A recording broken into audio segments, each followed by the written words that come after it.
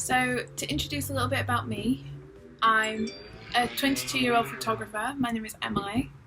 I'm currently living in a small 2-bedroom flat in the middle of Wakefield, so you'll kind of notice that I don't have that iconic, glorious bookcase behind me that everyone seems to have at the moment. But yeah, so I'm going to be using this video to talk with you about a few different things, to just kind of introduce you to my practice as a photographer, so covering a whole range of things, how I got involved with the Real Creative Futures team, how I still am very much split down the middle. I would say half of my heart is in Nottingham and half is in Wakefield, and about the projects that I'm working on right now, things that are coming out of lockdown, how I'm being innovative with my practice to keep creating and keep my sanity in check as well. So yeah, so to kind of get the ball rolling, I thought it would be great to just talk about how I got involved with everyone, how I still kind of maintain relationships with other creatives in Nottingham. So I still consider myself a recent graduate, but I graduated in 2019, so last year. And firstly, I have to say what a privilege it feels to have graduated last year as opposed to be finishing off my degree this year. I really don't know how the students are doing it this year. I think they're doing an amazing job, and I'm just like craving forms of collaboration and just like physical engagement with people right now. It's really important to me in my practice, and I know how important it was as I was gearing up to finish my degree, so my heart really goes out to everyone right now for that.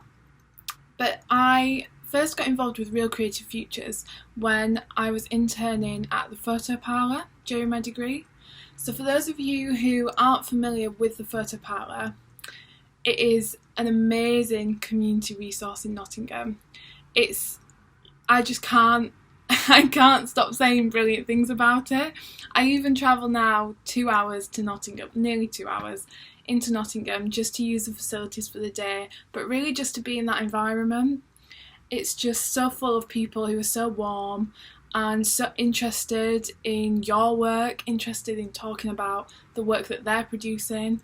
It's just got a real sense of photography community, and I think I really miss that having moved out of Nottingham. So that is very much why I'm still kind of split down the middle. So having said that, I was involved in the photo parlour for a while. For those of you who don't know what it is, so it's a community darkroom space, exhibition space and lab. So my practice is very much analogue. I would say I rarely pick up a digital camera unless absolutely necessary. And thankfully, I've actually been able to carry on working in these ways at home. So the bathroom, I'm not going to give you a tour, but the bathroom is just kind of filled with chemicals and paraphernalia, and I'm just processing as I go in the bathtub, which it really doesn't bother me, to be fair. I think it's just the same as working in any other environment, and I'm just kind of plodding along perfectly happy. So I'm really fortunate that I'm able to work in that way right now. In regards to kind of my interest in photography, I would say that photography's always been a really big part of my life, and it's quite an unorthodox way in why I choose to pursue it at degree level. But I'm very much interested now in the intersection between performance and photography, and a lot of my work centres around this idea of the camera being almost like a tool for collaboration and a tool to connect people. I'm really interested in that, and I think this very much stems from my past experience as a campaigner for women's healthcare issues. So I was always, from a relatively young age, early teens, I would always campaign with a group of women on gender disparity in the healthcare system and some other more specific issues. And when we were doing this, I think not just myself but the girls as a whole, all we ever knew was the camera as a tool for exploitation, and we always felt misrepresented every time we had our photographs taken, either willingly or without our knowledge. it always felt like we were being misrepresented and we weren't given the opportunity to put forward our version of events, or just for our true selves to kind of be represented visually. And I think straight away, once I'd identified what I didn't like as a subject, that stood as a really solid foundation for the kind of photographer that I wanted to be, the kind of photographs I wanted to make, and how I wanted to work with other people in creating that. So that really is what led me to pursue photography as a medium. I think this idea of connecting people was so strong, and I was so set on changing that and exploring different ways of representation. So my practice very much now focuses on community engagement within photography, and also women's issues. I really think, as someone who's experienced it as a subject on the other side, I really like the idea of being able to put forward new ideas and come from a different perspective when I'm photographing other women. I think that's really important to my practice. So to kind of dive into how I'm creating right now and what I'm producing, I'm really excited to announce a new project that I'm releasing. It's actually a print-at-home zine. So the zine is called Fun and Games, and it's something that I haven't produced before. I mean, I've produced zines, but I haven't worked in a way that there is that print-at-home element. I think it was quite unique, and for me, it really stemmed from, again, how I spoke about photography connecting people and this feeling of kind of collaborating with people on the other side of it. I think it stemmed from that, but what's going on at the minute, I think I was really spurred on to pursue this just because I personally feel like I've kind of lost the physicality of print. I almost feel as though the internet is so wonderful, and it's digital technology, and the internet has just played such a vital role in connecting us all right now, that I would hate to knock that, but at the same time I can't help but feel like it's so accessible that and obviously it comes at no cost to a lot of us. It almost has kind of, not eradicated, but print has kind of taken a back bench, and I just love the intimacy that you can get with a zine or with a photo book, and I'm really losing that, and I'm really missing that right now. So this is what pursued me to produce or condense all of the photographs that I was making during lockdown into this print-at-home zine format. So I thought we could start with just kind of a flick through. I don't want to give too much away.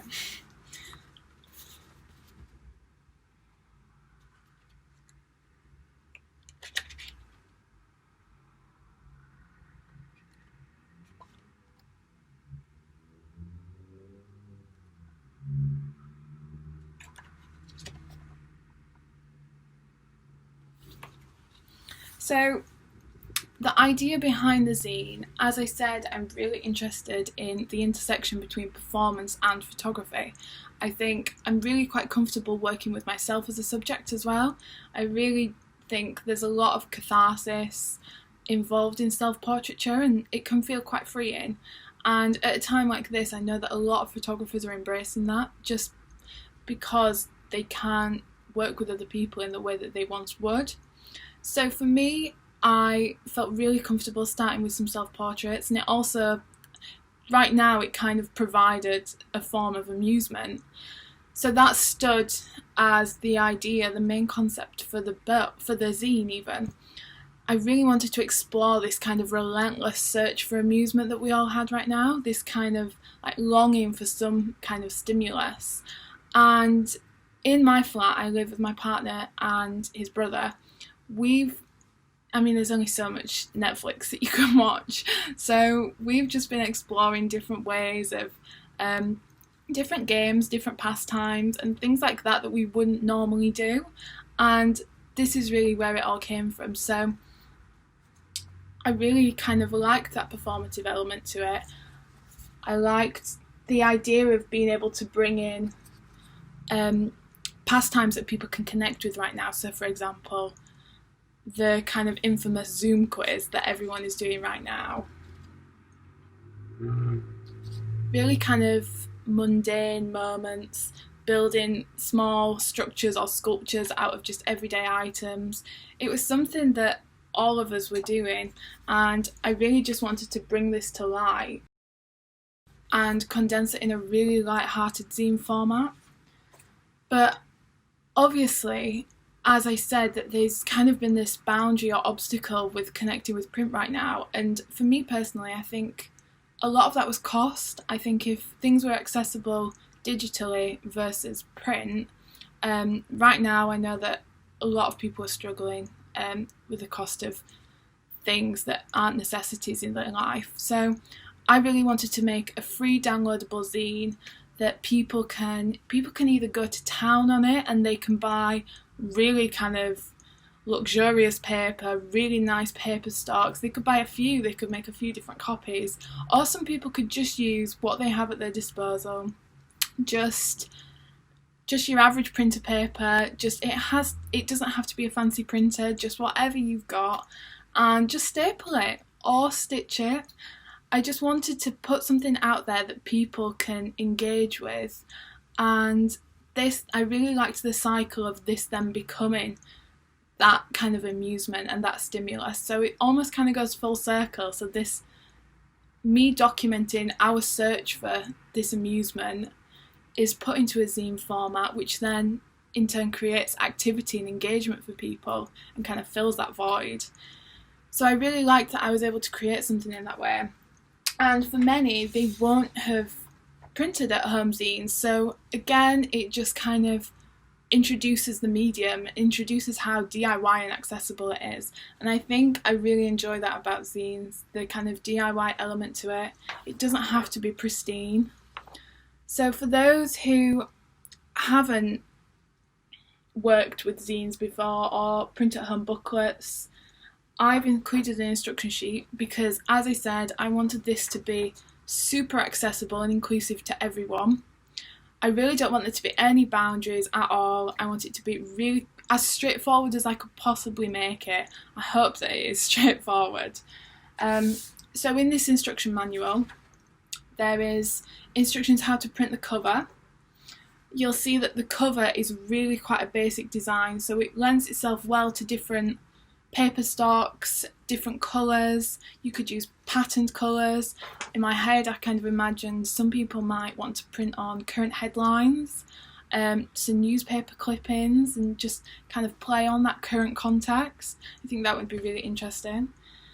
So I've also included instructions for double-sided printing and single-sided printing. So my printer is single-sided anyway, so I've had to print and then manually feed the work back in. And it's really not that difficult at all. Everything is page numbered to make it even more straightforward. And if an image does come out and it's upside down, either just roll with it and and you can have quite a quirky edition, or just put it through again if you've got the means to do that. But either way, it's a really light-hearted pastime, and it's something that people can own, that they've played a part in producing as well. I think, although it just sounds like you just doing the printing of it, I don't want it to feel like office work labour. You're making the decisions on how this impacts the design. You're choosing the cover. I went for an orange, but you could choose something really quite bright and bold, or, as I said, play around with different materials, so newspaper. But I'm really interested to see how people are going to approach this. And I almost really like the idea that it will come together and create almost a collaborative library of zines. I think that would be pretty cool to kind of have this hashtag.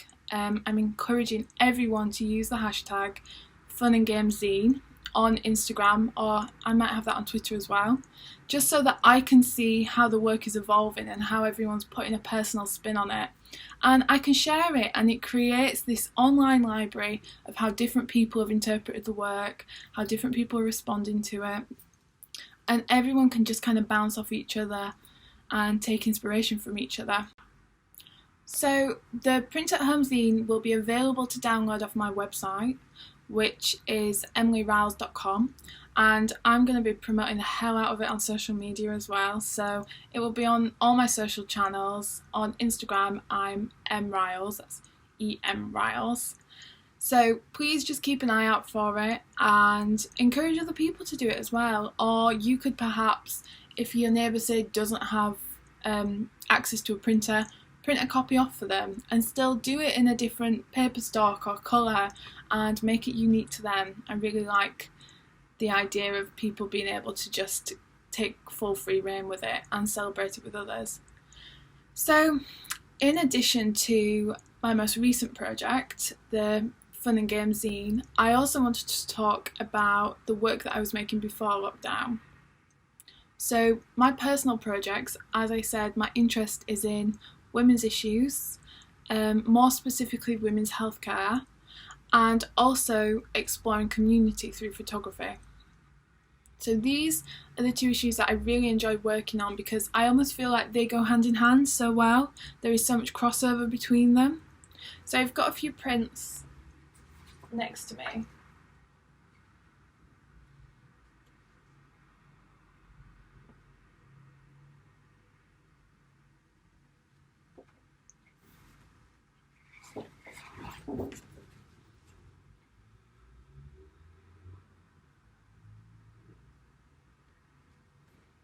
So as I said, I'm strictly an analogue kind of girl, so these are all printed from the comforts of the photo parlour in Nottingham. And this work in particular focuses on my approach really to photographing other women. Much of it is to do with personal experience in the healthcare system, so gender bias, gender disparity, and some of it also is just that approach to making a photograph and how you don't, it sounds very kind of very similar, but I don't like to think of it as taking a photograph of someone. I like to think of it as something that connects two people, two or more people, and you kind of come together to make a photograph together. I really just enjoy that experience to it. And for me, that is what photography is all about, and that's just what I enjoy about it so much. So, as I said, a lot of this stems from personal experience. I would say I almost like to, when I'm working with self-portraiture and creating photographs, much like this one here, I really enjoy the idea of a photograph being a reaction to a moment, to a conversation, to something that you've experienced that's really stuck in your head. I like the idea that a photograph is your way to articulate that to the world, and I would say that's the way that I think of a lot of my work really. So I've been working with Tide Press on creating a publication in which I can showcase all of this work, because the publication lends itself very well to a work in progress or a growing project, and that's how I view my personal work. I wouldn't say it has an end date. I think it's just kind of this ever-growing visual diary of different meetings with different women, different girls, and sharing experience, making photographs together. So this publication just lends itself so well to the way that I enjoy using photography. So the publication is a single sheet, broadsheet style publication, which will be printed on kind of like a newsprint, and that will be available to buy very soon. I don't have a date quite yet, but that will be £5 to purchase. I know that I spoke before about saying that I really hate the idea that cost is such an obstacle in purchasing print at the minute, but if you can support it, I would really appreciate it. Alongside the photographs, it does have a text element to it, which is really nice because that's an opportunity to discuss a lot of the themes that I've already mentioned about the way that I approach the making of a photograph and the act of taking someone's photo. So it's shaping up to be a really great publication. It will be available to buy soon. I'll be linking to this on my website and my social channels, and it will be available to buy from the Tide Press website. So on a final note, before I kind of wrap things up, I just wanted to talk a little bit about how I'm staying creative right now. So as I said, I've got a kind of makeshift situation going on in my bathroom, which it looks like a total tip, but it's been so great for me, and I just couldn't have stayed productive and stayed creative right now if I hadn't adapted to my environment, which again, I'm not just adapting to the way that I'm making work, I'm adapting to the way that I'm producing work and the work that I am making. And it's been a huge learning curve, and I'm really craving and really missing that form of physical engagement with other people. But I know that it's coming back, so all you can do is try. But there's some amazing photography projects going on right now. I love to see how accessible the medium is and how many people who wouldn't normally are just like documenting their daily lives. I think there has never been a better time to pick up a camera. I think it's really just become this kind of uniting and cathartic exercise for everyone to do. So I really urge everyone to get involved in any photography projects that they see, whether it's the first time you're working with photography, or whether it's the first time you're posting it online and putting it out there. Please do, because as someone who scours through all the accounts and all the different projects, I love to see it. So please do. That's the advice that I would give everyone right now. So thank you so much again for listening, and if anyone wants to follow up with me, I really don't bite. I'm really quite easy to talk to, so please do get in contact. Hopefully I'll have the chance to kind of develop more work and have the chance to pick up some physical shows once we kind of get back to normality, if normality is even a thing anymore. But no, please do get in touch. As I said, my website is emilyryalls.com, my Instagram is mryalls, Ryalls. And yeah, please do not hesitate to drop me a line. And if you do take me up on the print at home zine, which I hope that many of you will, please share the photos with me, because I'm dying to see it, and I'm really looking forward to seeing this, as I said, collaborative library come together. Okay, thanks everyone.